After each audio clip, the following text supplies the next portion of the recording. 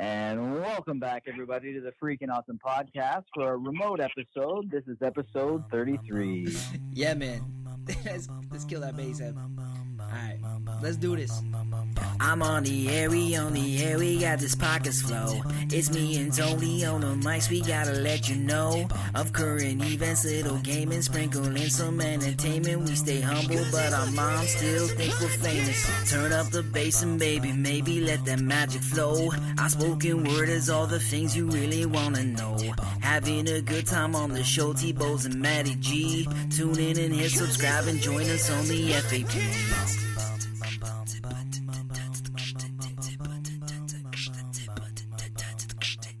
Welcome back, everybody, to the Freaking Awesome Podcast. I am your host, Anthony Bowes, and of course, sitting across from me, as always, is Matty G.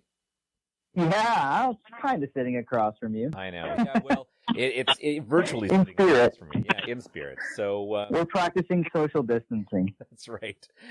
We can't be any more social than, of course, this podcast, and at the same time, we couldn't be any more distant either. Like my parents were with me. Speaking of distance, we have a wonderful guest on the show. He is a director, a writer. He was a child actor and still, of course, I believe in the acting field. You might remember him from several films, such as the classic Airplane 2, the sequel, and the television ABC movie Don't Go to Sleep. He's also best known as Robbie Fielding in the 1982 movie The Poltergeist and the 1986 sequel Poltergeist 2. Ladies and gentlemen, please welcome Oliver Robbins. Oliver, thank you very much for joining us. It's a pleasure to be with you guys, and I'm looking forward to being on your podcast. Excellent. Well, we got to tell you, given the times, podcasting is the best way of keeping in touch with everybody, I guess. Yeah, and we all can do our social distancing this way too. I know. We'd of course always love to have people in person, but Matty has a bit of a spitter when he talks, so it's probably good that everybody's away. What? I am? Damn it! I don't know how to tell you this, Matt, but now is the time. Oh, yeah. I've been experimenting with carrier pigeons. It's a great new technology. I really think that's going to be the wave of the future. Carrier pigeons. You're right. It's really taken off. But we'll have to put one of those artificial drum rolls in there. What happened to you? Right on. Well, Matty, why don't we jump into the news? Yeah, absolutely. So we'll start with the first article. I don't know, some of you may have already heard about this, but I guess in the midst of all this craziness, Pornhub has been offering everybody free premium service during the pandemic. That is I think that's a wonderful thing, you know. Isn't like porn like the biggest seller beyond movies? It's like a multi-billion-dollar business, you know. Right? Yeah. So yeah. I guess what else is a guy gonna do when he's sitting at home by himself? You know, we got to flatten that curve. Nothing we do. Nothing brings couples. This is gonna keep. It's true. This is what's gonna keep guys at home, and this is gonna keep you off the street. I love it. And hopefully the actors and actresses too. Of course. Yes. So I'll read the article a little bit. So an offer by one of the world's biggest porn sites to stream its top service for free was condemned by critics as a move to exploit the coronavirus crisis and silence complaints that videos on its platform featured sex trafficking victims, which is kind of bullshit. So, but the streaming platform for sexual content, for those of you who don't understand what the name is, has come under fire for allegedly failing to remove images and videos of explicit content.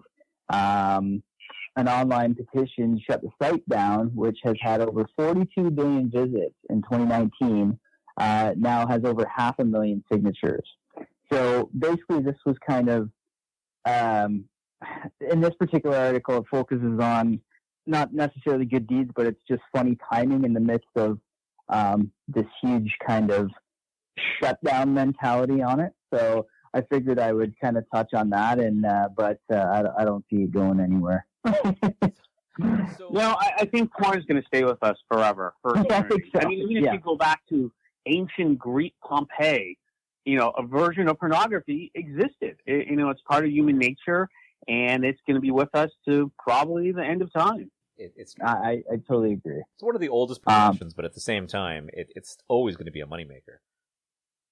Except for this case, which case he's actually giving away for free. So for the people who are actually complaining, there's probably twice as many people thankful that that high quality content is now free. Well, and that's why I kind of left out. I wanted to discuss a little bit because statistically, so over the last 4 weeks, there's been a 57% spike in traffic from Italy, 38 from France, and 61 from Spain. So I would have loved to see what the American and Canadian numbers are on that. I think North America will beat those numbers. I'm positive. That's our new goal. There are areas of Canada where all you get is the internet and porn. So that is only one way of staying warm at night. It's all friction based.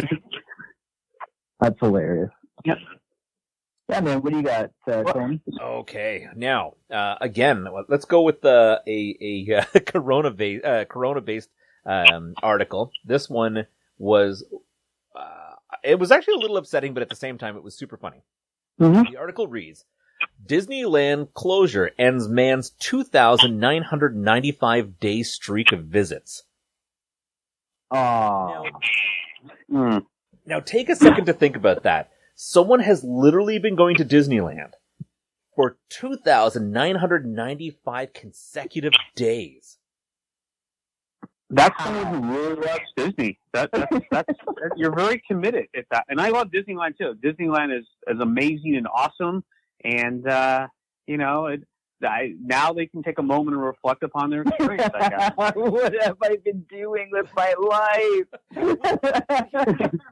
I mean, nobody other than potentially Walt Disney himself has spent that much time in that place. I have some friends who are probably runners-up too. There's so many. Going to Disneyland is pretty addictive. It's like Xanax, but with amusement park rides instead. You're in a bad mood or a bad mindset. You go to Disneyland, and honestly, you feel great. It truly is the happiest place on earth, I think.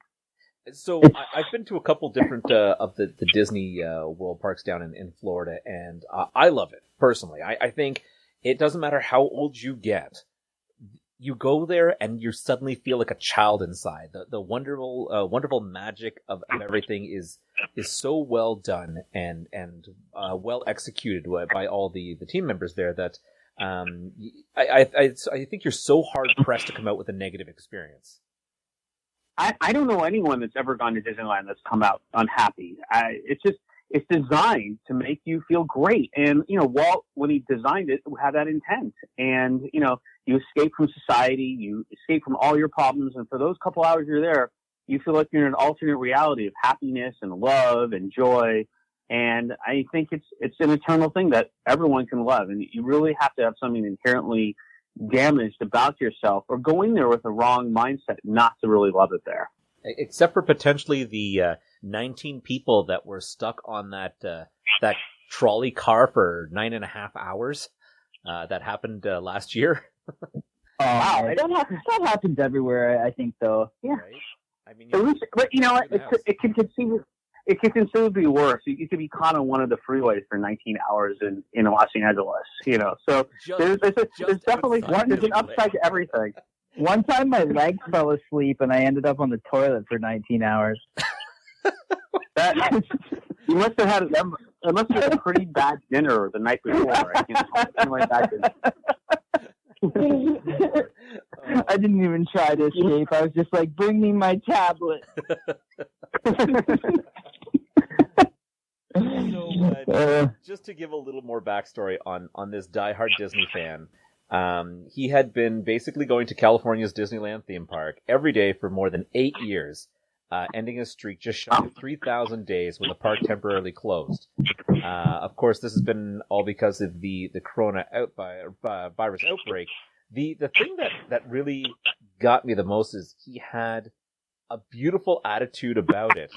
And and he was just like, so he's 47 years old, and he told the Orange County Register that, the park's closing, but the calendar is not. So even though my streak is broken, they'll just reopen, and I'll just pick it back up again.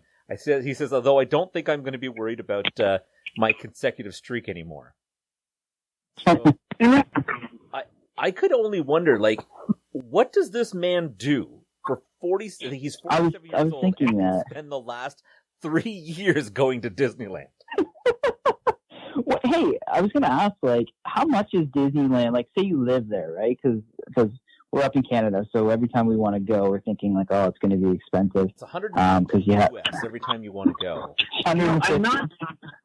Isn't it like $150 or something? I'm not really sure for like residents. It's funny. I worked on a movie, and the producer just absolutely loved Disneyland, and that's where we had all of our meetings. We went to Disneyland, and it was. I got to tell you, it was a great place to work on a script because you were always in this like magical mindset there. We'd go on a ride, and we talk about the screenplay, and then we work on a little more. And then they had tickets to this place called Club 33, which is Disneyland, which is this awesome club, and it's like fancy, and you can eat dinners and have drinks, and it was like the best thing ever. If you love Disneyland, you'd love Club 33 as well too. So I had never experienced anything quite like it before. So and honestly, I hadn't been to Disneyland since I was really a kid. But we went all the time, and I began to really just love working on movies there. Oh, that's awesome, man. That is amazing. And it'd be even better if you were actually filming out of areas of it because, your after party couldn't probably get any more magical. No, it was a fantastic. I actually went to school at the sister school in my area. I went to school with Breck Eisner, who was a great guy. And we shot his student film at Disneyland after the park closed too. So we're at Disneyland, and we saw no one was there. It was kind of amazing. Now, are they pretty good about stuff like that? You just ask them, like, what's the process of being allowed to do that? I never shot my student film like at Disneyland, but I'm sure they seem like they're great people there and so kind at Disney. I think they'd probably be open to it depending on the criteria. I shot my student film actually at Universal on the city, not the city walk, but like the back lot area.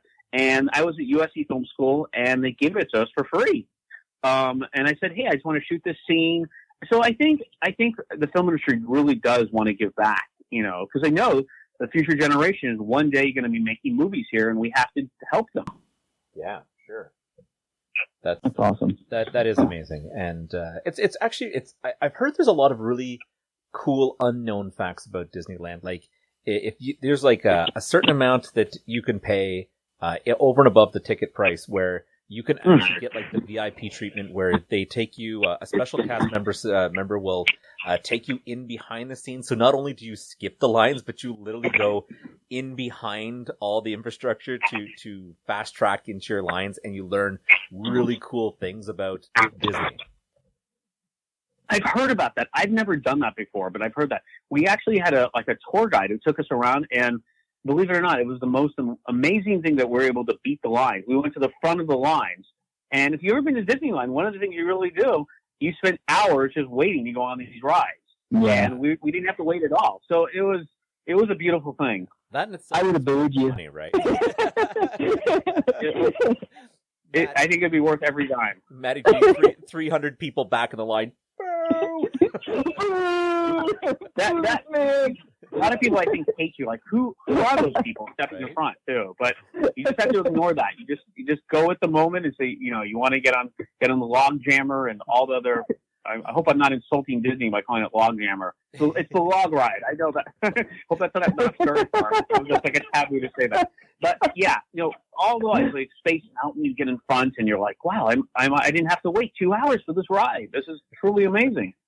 I mean, it definitely would have tied in well with the last article if it was the log jammer. Also, the name of the #1 video on Pornhub. Oh man. Well, all right. I'm going to segue. This happiness and fun time is actually segues nicely. I found a cute article. So